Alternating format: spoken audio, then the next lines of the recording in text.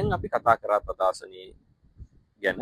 ඒ තදාසනය ගැන කතා කරද්දී මේ ඉරියව්ව අපි ඉරියව්වට එනකොට මොනවාද අපි අතින් සිදුවෙන අඩුපාඩු කියලා කතා කරා. දැන් අපි බලමු මේක අපි හරි ගස්සගන්නේ කොහොමද කියලා.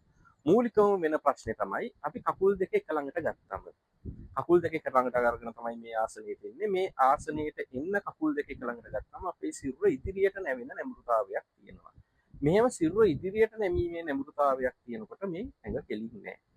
එතකොට අපි කරන්නේ අපේ හීල් එකයි මේ ෆීම බෝන් එක මේ අපේ තයි එක ඇතුලේ තියෙන බෝන් එකයි උර හිසයි එක ඉරක තියෙන්න ඕනේ.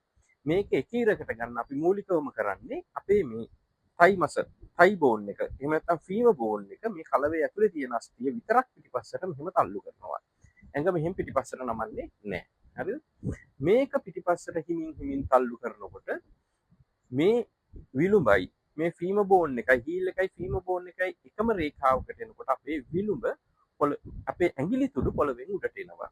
මේ ඇඟිලි තුඩු පොළවෙන් උඩට ආවම අපි කරන්න ඕනේ අපේ ඇඟිලි හොඳට දිගෑරලා විහිදෝලා ඉදිරියට ඇදලා ඇඟිලි වලින් පොළව අල්ල ගන්න ඕනේ.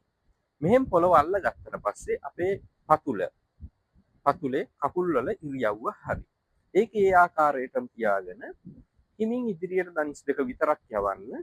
දනිස් දෙක විතරක් ඉදිරියට යවලා මේ ග්ලූට්ස් මසල්ස් අපේ තට්ටම් පේශීන් හිමින් පල්ලෙහාට තල්ලු කරනවා. මේ ග්ලූට්ස් මසල් එක යනවා ඔයගොල්ලන්ගේ නීස් පැත්තට. මෙහෙම හිමින් මේ මසල් එක පල්ලෙහාට තල්ලු වෙනවා. මේක මෙහෙම පල්ලෙහාට තල්ලු වුණාම මේක මෙහෙම පල්ලෙහාට යති බලන්න ඔයගොල්ලන්ගේ උදරය යනවා ඇතුළට. උදරය ඇතුළට යනවා මේ ටික පහළට යනවා. ග්ලූට්ස් මසල් පල්ලෙහා තියාගෙන උදරය ඇතුලේ තියාගෙන ඕගොල්ලෝ හිමින් තමන්ගේ දන හිස් දෙක ටික පිටිපස්සට තල්ලු කරනවා. එතකොට මේ දන හිස් දෙක පිටිපස්සට තල්ලු කරද්දී මේ කොටස උඩට එන්නේ නැහැ. මේක මෙහෙම පල්ලෙහාට තල්ලු වෙලා තියෙද්දි තමයි මේ දන හිස් පිටිපස්සට එන්න ඕනේ.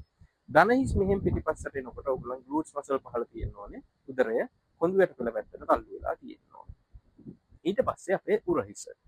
උරහිස දැන් මෙහෙම තියෙන්නේ. ඒක හරි ගස්සගන්නේ. උරහිස් දෙක උස්සනවා කන් දෙක කිට්ටුවටම.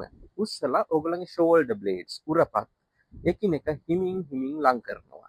ඒ දෙක ගෑවෙන ගානට තියාගන්න උත්සාහ කරන්න. දැන් මෙතනදී මේ ග්ලූට්ස් මසල් පල්ලෙහාට තල්ලු වෙලා තියෙනවා. උදරය ඇතුලේ තියෙනවා. ෂෝල්ඩර් බ්ලේඩ්ස් එකට ගෑවිලා තියෙනවා. එහෙම තියෙද්දි හිමිහිට මේක රොටේෂන් එකක් නේ.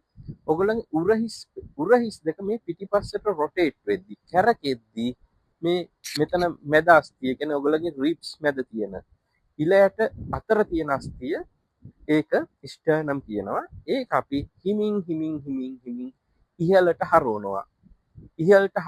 ඒක ඉහළට හැරෙද්දි ඔයගොල්ලන්ගේ උදරය ඇතුළට තල්ලු වෙනවා. ඇඟිලි තුඩු පල්ලෙහාට තල්ලු වෙනවා. ෂෝල්ඩර් බ්ලේඩ්ස් එකට. දැන් මේක තමයි තදාසනේ. මේකෙදී ඔයගොල්ලෝ නිකට පොළවට සමාන්තරව තියාගන්නවා. ඒක තමයි මූලිකවම ආසනයට එන විදිය.